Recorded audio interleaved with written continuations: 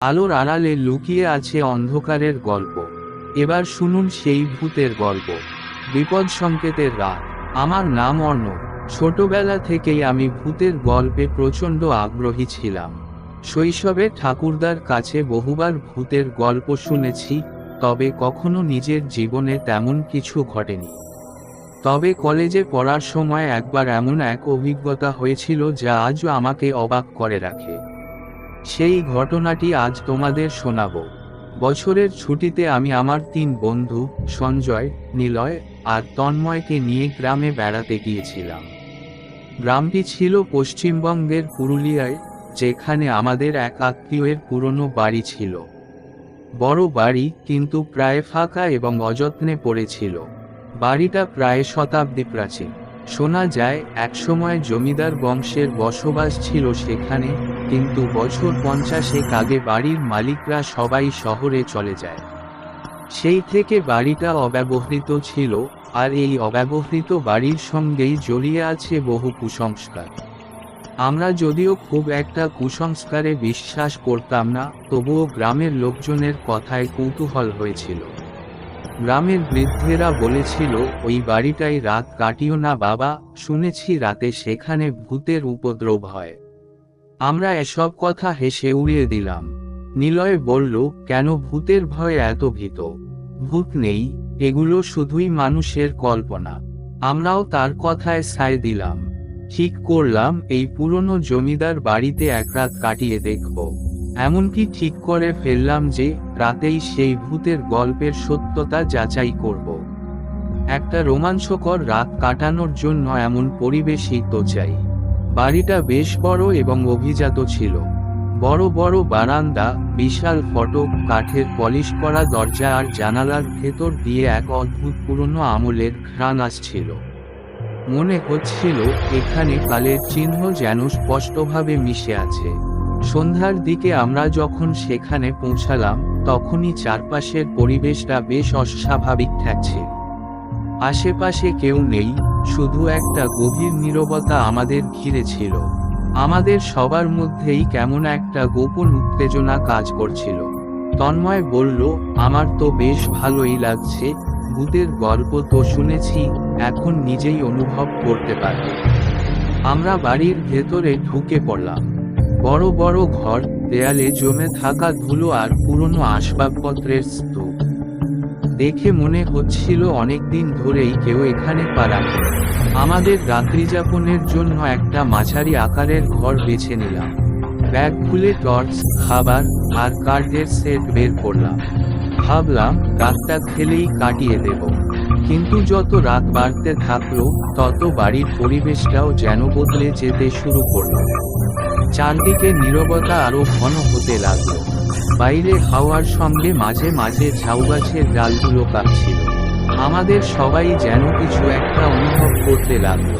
একটা অদ্ভুত অস্বস্তি, একটা চাপা ভয় ধীরে ধীরে ঘিরে ধরছিল। খেলতে খেলতে নিলয় হঠাৎ বলল, দেখেছো, বারান্দার দিকটা অন্ধকার হয়ে গেছে। আমরা সবাই তাকালাম। ঘরের দরজা খোলা ছিল, আর সেই দরজার বাইরে বারান্দার অংশটুকু একেবারে ঘুটঘুটে অন্ধকারে ঢেকে গেছে। আমাদের টর্চের আলো ফেলে দেখতে লাগলাম, কিন্তু কিছুই স্পষ্ট বোঝা গেল না। সঞ্জয় বলল, এসো, একবার বারান্দায় গিয়ে দেখি। ভূতের গল্প তো অনেক শুনেছি, কিন্তু বাস্তবে কখনো কিছু দেখিনি। আমরা সবাই মিলে সাহস করে বারান্দায় পা রাখলাম। তবে সেখানে যাওয়ার পর হঠাৎ করেই যেন সবকিছু ভীষণ ভারী লাগতে শুরু করলো। বাতাস থেমে গেল, আর চারদিকে যেন এক অদ্ভুত গন্ধ ভেসে আসছিল, পচা মাটির গন্ধ, ভেজা গাছপালার গন্ধ। আমাদের সবার শরীরে ঠান্ডা একটা শিহরণ বয়ে গেল। ঠিক সেই মুহূর্তে একটা ভারী শব্দ হলো, যেন কাঠের দরজা ধীরে ধীরে বন্ধ হয়ে গেল। আমরা ঘুরে তাকালাম, ঘরের দরজা আপনা আপনিই বন্ধ হয়ে গেছে। কেমন যেন মনে হলো কেউ বা কিছু আমাদের আটকে দিতে চাইছে। নিলয় এবার একটু বিচলিত হলো, এটা কেমন কথা? দরজা বন্ধ হলো কিভাবে? আমাদের মধ্যে একটা চাপা উদ্বেগ দেখা দিল।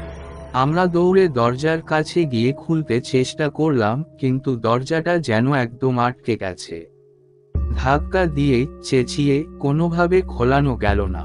সঞ্জয় তখন বলল, দরজা বন্ধ থাকলেই কি, এমনিতেই তো আমরা ভূতের সন্ধান করতে এসেছি, দেখি না কি হয়। কথাটা শুনে সবাই আবার একটু সাহস পেলাম। ঠিক করলাম, যাই হোক না কেন আজ রাতে আমরা এখানেই থাকব। এদিকে বাড়ির মধ্যে বিভিন্ন জায়গায় যেন ফিসফিস করে কথা বলার মতো শব্দ আসতে লাগলো। আমরা ঠিক বুঝতে পারছিলাম না শব্দগুলো কি থেকে আসছে। সঞ্জয় টর্চ ফেলে চারপাশ দেখতে শুরু করলো। হঠাৎ সে থমকে দাঁড়ালো। তার টর্চের আলো একটা দেওয়ালে পড়ল, আর আমরা দেখলাম দেওয়ালে স্পষ্ট করে লেখা কিছু কথা, যা আগে দেখিনি। বেরিয়ে যাও, নইলে তোমাদের কেউ বাঁচাতে পারবে না। আমরা হতভম্ব হয়ে গেলাম। এতক্ষণ আমরা গল্প মনে করছিলাম, কিন্তু এখন ব্যাপারটা একদমই স্বাভাবিক ঠেকছিল না। ঘরটার মধ্যে হঠাৎ যেন হিমশীতল একটা অনুভূতি ভর করল। আমরা সবাই একটা আতঙ্কের মধ্যে পড়ে গেলাম। তন্ময় বলল, দেখো, আমি তো ভূতের গল্প শুনে মজা করতে এসেছিলাম, কিন্তু এটা একদম মজার নয়। চল বেরোই এখান থেকে। কিন্তু আমরা বেরোতে চাইলেও দরজা খুলতে পারছিলাম না। ঠিক তখনই ঘরের ভেতর বাতাসের সঙ্গে একটা চাপা শ্বাসের শব্দ শোনা গেল, আর সেই শব্দ আসছিল একদম আমাদের পাশে থেকে। কেউ যেন ঠিক আমাদের কানের কাছে এসে নিঃশ্বাস নিচ্ছে, কিন্তু সেখানে কেউ নেই। এই গল্পটা যদি আপনার ভালো লেগে থাকে, তাহলে লাইক দিন এবং আপনার বন্ধুদের সঙ্গে শেয়ার করুন। সাবস্ক্রাইব করে আমাদের সাথে থাকুন নতুন রহস্যময় গল্পের জন্য।